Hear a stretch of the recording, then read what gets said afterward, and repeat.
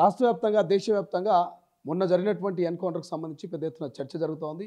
దానికి సంబంధించి మనం చూసాం. సో ఆ యొక్క కనీస ఆ మావోయిస్టుల డెడ్ బాడీలైనా కుటుంబాలకు అప్పచెప్పాలంటూ ఆ కుటుంబాలు ఛత్తీస్గఢ్ దాకా పోయినాయి. అయినప్పటికీ డెడ్ బాడీలను అప్పచెప్పలేదు.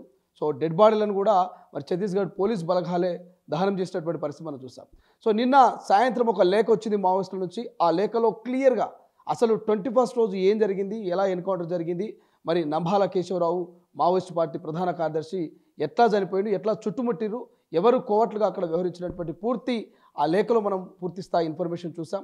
ఒకసారి ఇదే అంశం మీద డెప్త్గా మాట్లాడే ప్రయత్నం చేద్దాం. శాంతి చర్చల వ్యవస్థాపక నేత, అదేవిధంగా మాజీ మావోయిస్టు మరి కేంద్ర కమిటీ మెంబర్ జంపన గారితో మాట్లాడే ప్రయత్నం చేద్దాం. జంపన గారు, నిన్న లేఖను చూస్తే మాత్రం క్లియర్గా మావోయిస్టులు క్లియర్గా అందులో మెన్షన్ చేసిరు. అక్కడ 21 నాడు ఎట్లా మరి ఎన్కౌంటర్ జరిగింది, అక్కడ నంబాలను ఎట్లా చంపిర్రు, మొత్తం 28 మంది చనిపోతే ఒకరిని మాతో పాటు ఆ డెడ్ బాడీని తీసుకుపోయినామని చెప్పడం కావచ్చు. ఈ లేఖను చూస్తూ ఉంటే మీకు ఏమనిపిస్తాం?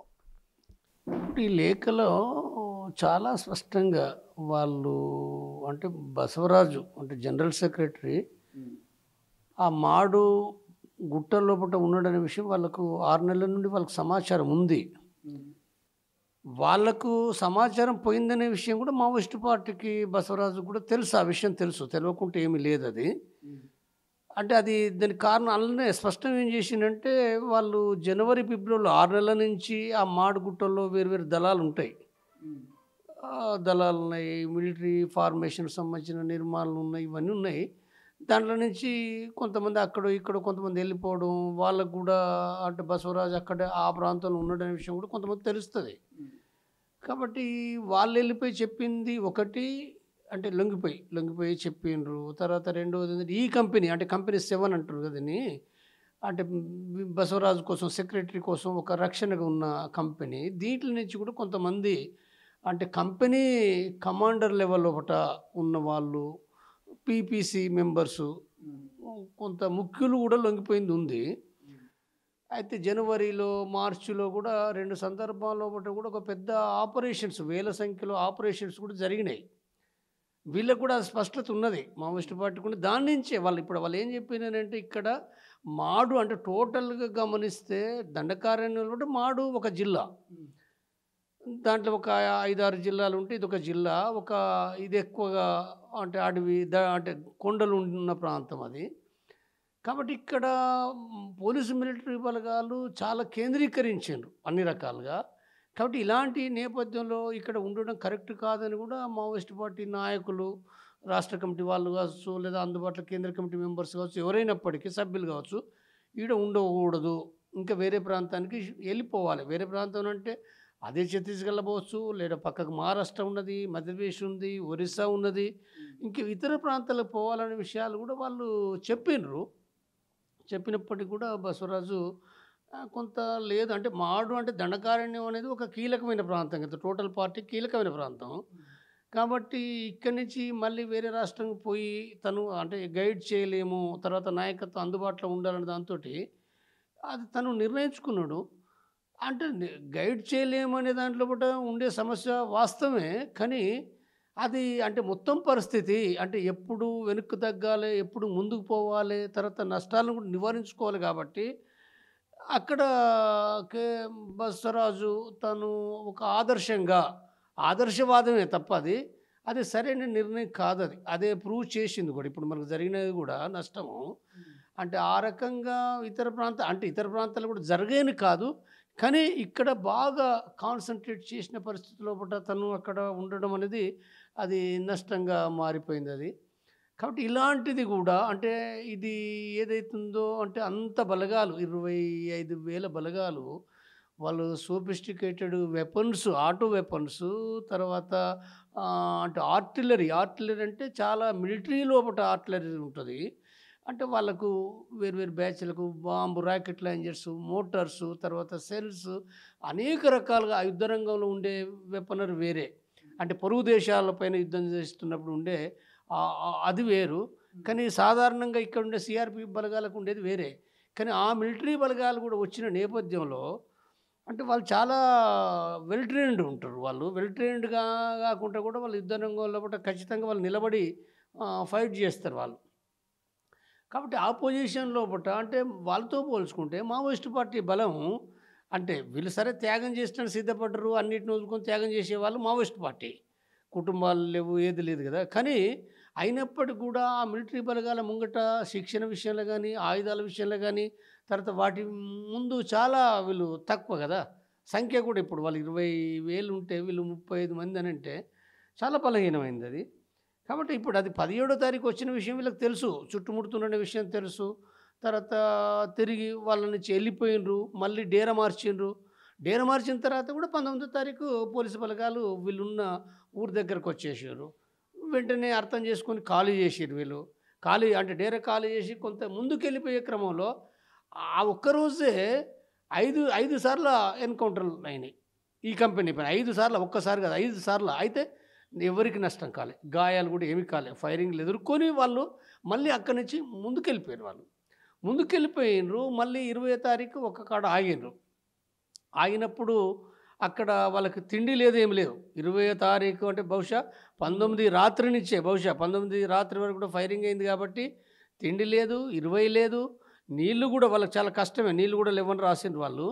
కాబట్టి ఇలాంటి పరిస్థితుల్లో బట్ట వాళ్ళు చుట్టూ పూర్తిగా వాళ్ళు 20వ తారీఖు ఎక్కడైతే ఉన్నారో వాళ్ళకు నలువైపులా చాలా దగ్గరగా అంటే 1/2 కిలోమీటర్ దూరం కావచ్చు, లేకపోతే అంటే గజాల దూరంలో బట్టి కూడా పోలీసు బ్యాచ్లు మోహరించినాయి, చుట్టూ మోహరించినాయి. కాబట్టి వీళ్ళు ఏమాత్రం కూడా కదలలేని పరిస్థితి, లేకపోతే కదిలిపోవాల్సిందే. వాళ్ళు కదిలిపోయటానికి కూడా ఏమీ అవకాశం లేదు. వాళ్ళు చుట్టుముట్టి వాళ్ళు దాడి చేసినప్పుడు మొట్టమొదటగా డిఆర్జీ, పోలీసు బలగాల్లో బట్టి డిఆర్జీ అనేది ఉందో ఒకతను చనిపోయాడు, పేరు కూడా రాశారు. అంతకుముందు ఆ డిఆర్జీ చనిపోయాడు. చనిపోయిన తర్వాత కూడా వీళ్ళు కంపెనీ వాళ్ళు ఫైట్ చేస్తూ అలా కంపెనీ అంటే ఈ మావోయిస్టుల కంపెనీ కమాండరు చనిపోయాడు ఆయనే.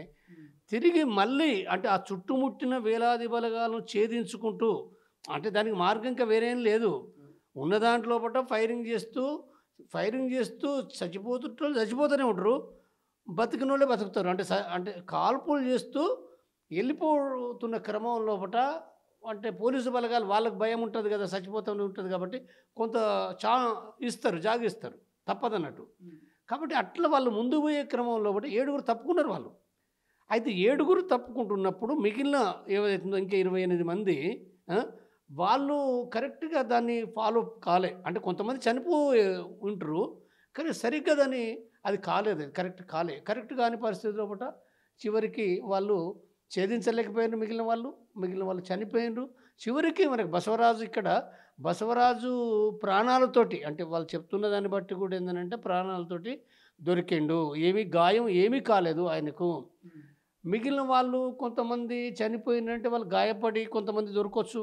గాయపడ్డప్పుడు కూడా ప్రాణాలు ఏం పోవాలని ఏం లేదు కదా, అందరూ చనిపోరు కదా, గాయపడ్డ పని ఉంటారు. కాబట్టి ఇప్పుడు మనం గమనిస్తే ఏంటంటే ఇప్పుడు శవాలు ఇవ్వకపోవడం, తర్వాత అవన్నీ గమనిస్తే ఏంటంటే బసవరాజు నాయకులను పట్టుకున్నారు, ప్రాణాలతోటి పట్టుకున్నారు. తర్వాత కొంతమంది గాయపడ్డలను కూడా పట్టుకున్నారు. ఎవరిని పట్టుకుంటారో మనకు తెలియదు కానీ మిగిలిన వాళ్ళని కూడా పట్టుకొని ఉంటారు. అంటే ఎందుకు పట్టుకుంటారు అని అంటే రహస్యాల కోసం, అంటే రకరకాల రహస్యాలు చెప్పమని చెప్పి అంటే ఇప్పుడు ఎక్కువ కొట్టడం అంటే హింస పెట్టడం ద్వారా ఎక్కడొక్కడ బలహీనపడి చెప్తారు కదా. కాబట్టి అట్లా వాళ్ళు చేసిండ్రు. ఎప్పుడు చంపినరు బసవరాజును అనేది అంటే వాస్తవంగా మనకు రిలీజ్ ఆనాడు చేసింది అయితేను అంటే 10-11 గంటలకు వార్త వచ్చింది. బహుశా అంటే నేను ఖచ్చితంగా చెప్పలేను కానీ 10 గంటలకు చంపకపోయి ఉంటారు వాళ్ళు.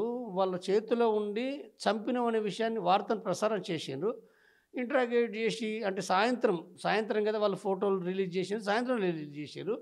కాబట్టి చంపిన తర్వాత అప్పుడు ఫోటోలు రిలీజ్ చేసి ఉంటున్నది అనిపిస్తుంది.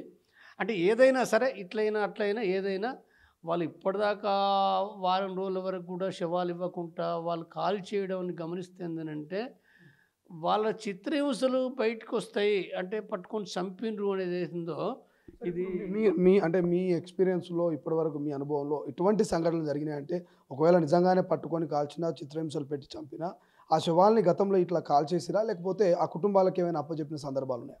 ఇప్పుడు ఇది ప్రపంచంలో మొదటిసారి ఏం కాదు, ఇది భారతదేశంలో మొదటిసారి కాదు, తెలంగాణ ఆంధ్రలో కూడా మొదటిసారి కాదు, ఎక్కడ మొదలు కాదు.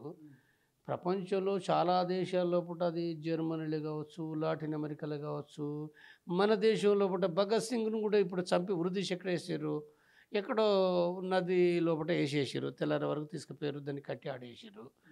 అంటే ఇవి ఏంటంటే వీళ్ళకు ఒక భయము, ప్రపంచవ్యాప్తంగా ప్రభుత్వాలు ఏంటంటే రాజ్యాలు అంటే ఇప్పుడు ఉద్యమాలు చేసేది ఎవరు? ప్రజల కోసమే కదా, శ్రామిక అంటే సాధారణ పీడిత ప్రజల కోసం. సరే అది హింసన ప్రతిహింసన దాని రాజ్యాంగం ఉందా లేదా అది చర్చ వేరే, కానీ అందరికీ కనపడే విషయం అయితే ప్రజల కోసమే కదా. ఇప్పుడు భగత్ సింగ్ ఎవరి కోసం చేసిండు? బ్రిటిష్ వలస పాలకులు వెళ్ళిపోవాలని దాంతో కదా చేసింది, వెళ్ళిపోవాలని చేసిండు. సరే పార్లమెంట్లో బాంబు వేసిండు, సరే బ్రిటిష్ రాజ్యాంగ ప్రకారం తప్పు, కానీ రాజ్యాంగ ప్రకారం తప్పు అయినా ఎవరి కోసం చేసిండు? ప్రజల కోసం కదా. కాబట్టి అక్కడ ఒక ఆరోపణ అంటే తప్పు చేసిండని దాంతో ఉరిశిక్ష విధించారు. ఉరిశిక్ష కూడా ప్రజలంతా వ్యతిరేకిస్తుంటే కూడా బ్రిటిష్ పాలకులు ఉరిశిక్ష విధించారు. తిరిగి మళ్ళీ కూడా అది అసలు ముందు టైమే ఉరిశిక్ష విధించారు, నీళ్ళ నదిలో ఒకటి వేసేసారు. కాబట్టి ఇది ప్రపంచంలో కొత్త కాదు, అనేక దేశాలు జరుగుతుంది. మన తెలంగాణ ఆంధ్రప్రదేశ్లో పట్ల కూడా మనం 83 నుంచి కూడా మనం ఇక్కడ చూస్తే అనేక మందిని చంపి గ్రామాల యువకులను లేదా పార్టీ లోపల నాయకులను అరెస్ట్ చేసి, ఇప్పుడు ఆజాద్ ఉన్నాడు, ఆజాద్ రాజ్కుమార్ను పట్టుకొని చంపారు. తర్వాత రామ్జీ అంటే కోటేశ్వరరావు పెద్దపల్లి అంటే కిషన్జీ అంటారు. మరి అక్కడ బెంగాల్ లోపల కూడా అక్కడ కాల్పులు చేసి గాయపడ్డ తర్వాత తిరిగి చిత్రహింసలు పెట్టారు. తర్వాత దాదాపు 4-5 రోజుల దాకా కూడా శవం ఇవ్వలే, నాకు కరెక్ట్ గుర్తులేదు కానీ 4-5 రోజులు ఇవ్వలే. అంటే అవన్నీ చిత్రహింసలు నేను తేలింది, అది చాలా చర్చ జరిగింది అది. కాబట్టి ఇది ఏదైతుందో అంటే ఇవాళ అంటే దాంతో వీటన్నిటితో పోల్చుకుంటే వాటన్నిటిని తలదన్నే విధంగా అంటే వారం రోజులు శవం ఇవ్వకుండా వీళ్ళు కోర్టు లోపల కూడా కేసులు వేసినప్పటికీ అంటే కోర్టు లోపల కూడా వాళ్ళు శవాలు ఇవ్వాలని తీర్పులు చెప్పినప్పటికీ అంటే కోర్టు అనేది మరి అత్యున్నతమైనదే కదా. అంటే రాజ్యాంగం చట్టాలను దృష్టిలో పెట్టుకుని ఇచ్చే తీర్పులను కూడా ఇవాళ పోలీసులు అంటే వాస్తవంగా పోలీసులు అనడం అనేది పోలీసుల చేత ప్రభుత్వాలే, పోలీసులు అనేది అక్కడ ఉద్యోగులు, వాళ్ళు పైన ఏది చెప్తే చేయాల్సిందే. కాబట్టి ఆ పోలీస్ అధికారులు కూడా ఏంటంటే శవాలు ఇవ్వకపోవడం, రకరకాలుగా ఇప్పటిదాకా రేపు మాపు అని చెబుతూ చివరికి మేము ఇవ్వమనే కాడికి వెళ్ళిపోవడం అనేది, వెళ్ళిపోయి ఆఖరికి వాళ్ళే కాల్ చేసారు అది. కాబట్టి ఇది అసలు మానవత్వం అనేది అసలు సమాజంలో మానవ సమాజ నాగరికత అభివృద్ధి అయినప్పటి నుంచి కూడా చనిపోతే వాళ్ళు చనిపోయిన వాళ్ళు ఎలాంటి వాళ్ళు అయినప్పటికీ చుట్టాలు పక్కాలు మిత్రులు అందరూ కూడా ఆడిపోయి ఏదో దుఃఖపడము, తర్వాత 2 మాటలు మాట్లాడము, ఇవి సాధారణమైన విషయాలు. ఇవి అది ఎవరు చనిపోయినా ఇప్పుడు మనకు విదేశాలకు కూడా చనిపోతే కూడా శవాలను తీసుకొస్తుండ్రు కదా, భారతీయులు చనిపోతే తీసుకొస్తున్నారు. యుద్ధ రంగంలో కూడా కాశ్మీర్లో ఎక్కడనో చనిపోతే వాళ్ళని ఇప్పుడు తెలంగాణ వాళ్ళు చనిపోతే ఇక్కడ తీసుకొచ్చి కూడా చేసారు కదా, శవాలను తీసుకొచ్చేస్తున్నారు. ప్రమాదంలో చనిపోతే తీసుకొస్తుండ్రు. లేదా పోలీసు అంటే ఇప్పుడు జనాలు ఆందోళన చేసినప్పుడు అప్పుడు ఫైరింగ్ అయితే కూడా మరి ఇస్తుండ్రు కదా, శవాలు ఇస్తుండ్రు. సినిమా టాకీస్లో సంధ్య థియేటర్లో పట్ట అప్పుడు సినిమా సినిమా వచ్చే కదా, పుష్ప సినిమా వచ్చినప్పుడు అక్కడ తొక్కిసలాటలు కూడా చనిపోయినప్పుడు మరి శవం తీసుకొచ్చారు. తర్వాత అనేక మంది పోయింది కదా, జరిగింది కదా. ఇవన్నీ సాధారణ విషయాలు. అంటే ఇంత సాధారణమైన విషయాలు అంటే ప్రతి మతంలో ప్రతి సమాజంలో ఉన్న విషయాలను వీళ్ళు గౌరవించకుండా దానిని చంపడమే ఒక తప్పు శాంతి చర్చల కాలంలో. దానికి ఇంకా అంతకంటే ఎక్కువగా అసలు శవం కోసం కోర్టులకు కాడిపోవాల్సిన పరిస్థితి. కోర్టులకు పోయినా దిక్కు లేదని అంటే మరి ఈ రాజ్యాంగం ఏం అమలవుతుంది? ఏ చట్టాలు అమలవుతున్నట్టు? అంటే చట్టం అని అంటూ చట్టాలనే ఉల్లంఘిస్తుంది కదా. అంటే చట్టాలు ఉల్లంఘించడం మానవత్వం లేదు, ప్రజాస్వామ్యం లేదు, రాజ్యాంగం లేదు. ఇది ఎట్లా కరెక్ట్? ఇది కరెక్ట్ కాదు కదా ఇది. కాబట్టి ఇది ఏదైతుందో ఇది దేశమంతా కూడా ఇవాళ వాళ్ళు చెప్తున్నది ఏంటంటే అంటే శవాలు ఇస్తే వాళ్ళు అక్కడ స్తూపాలు నిర్మించుకుంటారు, లేకపోతే మీటింగ్లు పెట్టుకుంటారు అని అంటే మరి మీటింగ్లు ఆగుతాయా? మీటింగ్లు ఆపగలుగుతావా? ఇవాళ దాంట్లో బట్ట మీటింగ్లు ఎక్కడ ఆగుతాయి? బ్రిటిష్ కాలంలోనే ఆపలేదు. ఆనాడు టీవీ లేదు, పత్రిక లేదు, ఇంటర్నెట్ లేదు. కానీ ఇవాళ ఇంటర్నెట్ ఈ యుగంలో బట నువ్వు ఏదో బాగలుగుతావు, సమాచారం వెళ్తున్నది, మాట్లాడుతూనే ఉంటారు. ఇంకా వేల కొద్ది లక్షల కొద్ది ఇంకా అవుతుంది. నువ్వు ఎంత దాన్ని బిగబడతావు అంతగా పెరుగుతుంది, ఎంత బిగబడితే అంత పెరుగుతుంది. కాబట్టి నువ్వేం చేస్తావు? అది ఏమి చేయలేవు. అది అంటే అది ఏదైతుందో అంటే నువ్వు ఒక సత్యాన్ని దాయాలనుకుంటున్నావు, కానీ ఆ సత్యాన్ని నువ్వు దాయాలని ప్రయత్నం చేస్తే ఆ సత్యము మరింత పెద్దగా అవుతుంది, మరింతగా అది చాలా విస్తృతంగా నలుదిశల ప్రసారం అయిపోతుంది. కాబట్టి చాలా తప్పది. నువ్వెంతగా తాత్కాలిక ప్రయోజనాల కోసం దాన్ని ఏదైతే బంధించాలనుకుంటున్నావో అది శాశ్వతంగా అది రాజ్యానికి ప్రభుత్వానికి అది వ్యతిరేకంగా మారుతుందనే విషయాన్ని కూడా గుర్తుపెట్టుకోవాలి. ప్రభుత్వాలు మానవత్వంగా ఆలోచించడం అనే దాన్ని కూడా ప్రజాస్వామ్యాన్ని గుర్తించడం, గౌరవించడం కూడా నేర్చుకోవాల్సిన అవసరం ఉందనేది నేను భావిస్తున్నాను. ఇది మొత్తం మీద మాజీ మావోయిస్టు కేంద్ర కమిటీ మెంబర్ శాంతి చర్చల కమిటీ వ్యవస్థాపక నేత జంపన్న క్లియర్ చెప్తా ఉన్నాడు. రాజ్యాంగబద్ధంగా మరి కనీసం అది ఎటువంటి మరణమైనా కానీ ఇటు యుద్ధ రంగంలో కావచ్చు, లేకపోతే తొక్కిసలాట కావచ్చు, ఇప్పుడు మరి మావోయిస్టుల ఎన్కౌంటర్కి సంబంధించి అడవుల్లో మరణం కావచ్చు, ఏ మరణమైనా కనీసం చివరి చూపుకు అటు ఫ్రెండ్స్కి ఇటు చుట్టాలకి కన్న తల్లిదండ్రులకు మరి చివరి చూపు చూడడానికి మానవతా దృక్పథంతో మరి ఆ డెడ్ బాల్ని అందించాల్సినటువంటి అవసరం ఉన్నప్పటికీ మరి మానవతా దృక్పథాన్ని తుంగలో దొక్కి, రాజ్యాంగాన్ని తుంగలో దొక్కి ఈ రకంగా మరి మావోయిస్టుల మృతదేహాలని పోలీసులే దహనం చేయడం అత్యంత దారుణం అంటూ మరి జంపాన చెప్తున్నటువంటి పరిస్థితి. చూద్దాం ఏం జరుగుతుంది, ఈ వివాదం ఇంకెక్కడ దాకపోతుంది, మరి భవిష్యత్తులో ఇంకా ఎన్కౌంటర్లు జరుగుతాయా, లేకపోతే ఇక్కడితో ఆపి శాంతి చర్చలు ఏమైనా జరిపే అవకాశం ఉంటుందా?